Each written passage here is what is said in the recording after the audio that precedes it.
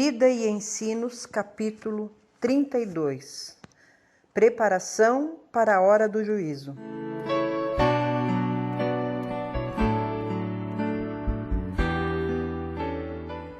Então ouvi clamar em alta voz: tragam aqui os guardas da cidade, cada um com uma arma na mão. Ezequiel, capítulo 9, verso 1. E o Senhor chamou o homem vestido de linho e que tinha o estojo de escrevente à cintura e lhe disse: percorra a cidade de Jerusalém e ponha um sinal na testa daqueles que suspiram e gemem por causa de todas as práticas repugnantes que são feitas nela. Enquanto eu escutava, ele disse aos outros: sigam-no por toda a cidade e matem sem piedade ou compaixão velhos, rapazes e moças, mulheres e crianças, mas não toquem em ninguém que tenha o sinal. Comecem pelo meu santuário. Então eles começaram com as autoridades que estavam na frente do templo. Ezequiel, capítulo 9, versos 3 a 6. Jesus está prestes a deixar o propiciatório do santuário celestial, a fim de colocar as vestes de vingança e derramar sua ira em juízo sobre aqueles que não corresponderam à luz que ele lhes deu. Quando os crimes não são castigados logo, o coração do homem se enche de planos para fazer o mal. Eclesiastes 8:11. Em vez de se sensibilizarem pela paciência e longanimidade que o Senhor tem exercido para com eles, os que não temem a Deus, nem amam a verdade, fortalecem o coração no mau caminho. Porém, há limites até para a paciência de Deus, e muitos estão ultrapassando esses limites. Excederam os limites da graça e, portanto, Deus deve intervir e reivindicar sua honra. Disse o Senhor a respeito dos amorreus: na quarta geração, os seus descendentes voltarão para cá, porque a maldade dos amorreus ainda não atingiu a medida completa. Gênesis 15:16. Embora essa nação se salientasse por sua idolatria e corrupção, não havia, contudo, enchido a taça de sua iniquidade, e Deus não queria dar a ordem para sua destruição completa.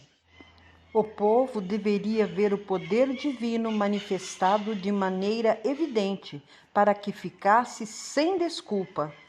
O compassivo Criador pretendia tolerar sua iniquidade até a quarta geração. Então, se não fosse vista uma mudança para melhor, seus juízos cairiam sobre eles. Com precisão infalível, o Ser Infinito ainda mantém uma conta com todas as nações. Enquanto sua misericórdia se apresentar com convites ao arrependimento, essa conta permanecerá aberta. Porém, quando os algarismos atingirem um certo total que Deus fixou, começará o ministério de sua ira. A conta será encerrada. Cessará a paciência divina. Não mais haverá intercessão de misericórdia a favor delas. A crise se aproxima rapidamente. Está próximo o tempo da visitação de Deus. Embora deteste castigar, ainda assim ele castigará, e rapidamente. Aqueles que andam na luz verão sinais do perigo que se aproxima, mas não deverão se sentar em expectativa silenciosa e despreocupada, conformando-se com a crença de que Deus abrigará seu povo no dia da visitação. Longe disso, deverão compreender que é seu dever trabalhar com empenho para salvar outros, esperando com grande fé auxílio da parte de Deus. Muito pode, por sua eficácia, a súplica do justo. Tiago 5, verso 16. O fermento da devoção não perdeu inteiramente sua força.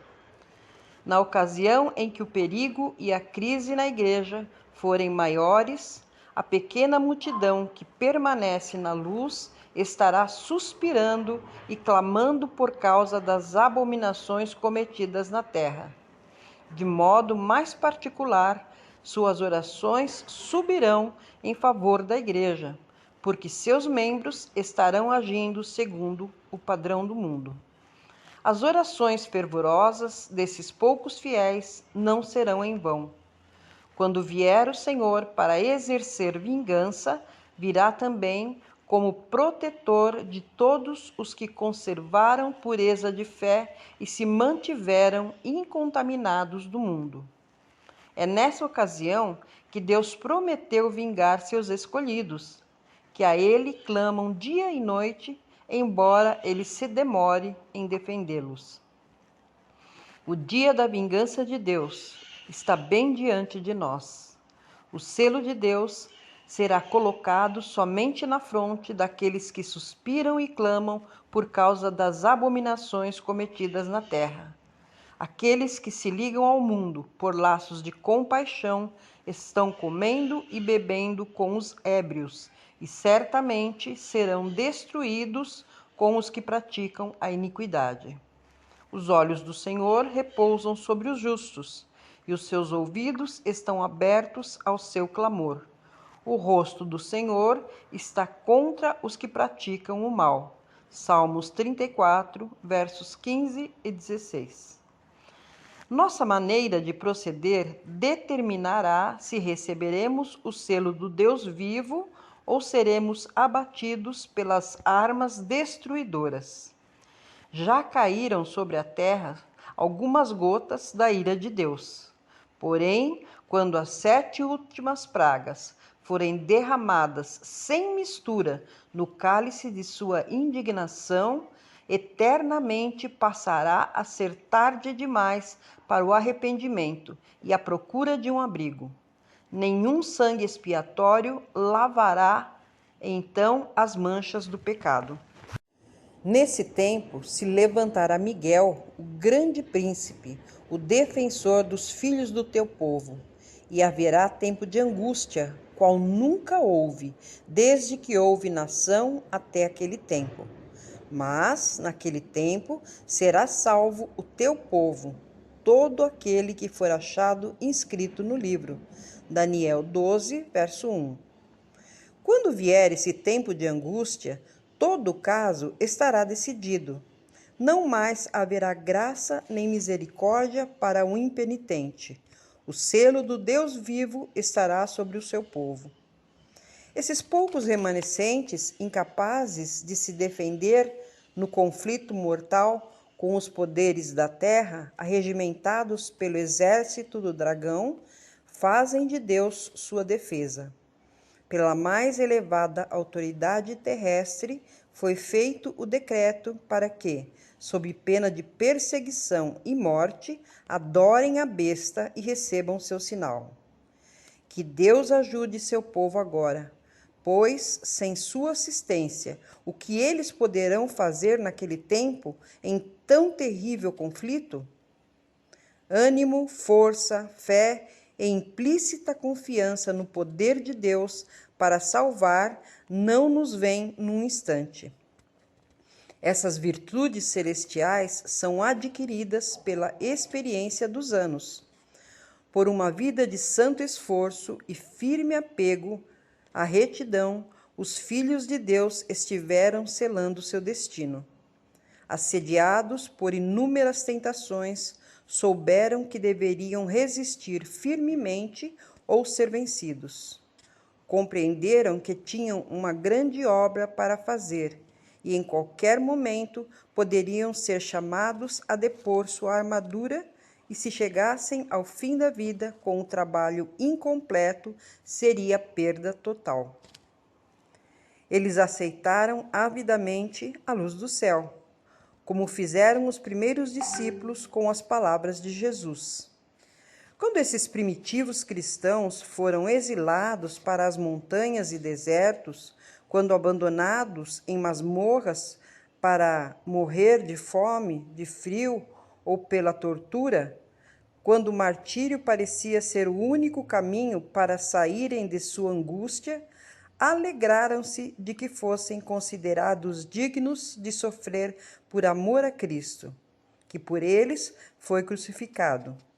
Seu exemplo digno será um conforto e encorajamento para o povo de Deus, que passará por um tempo de angústia como nunca houve.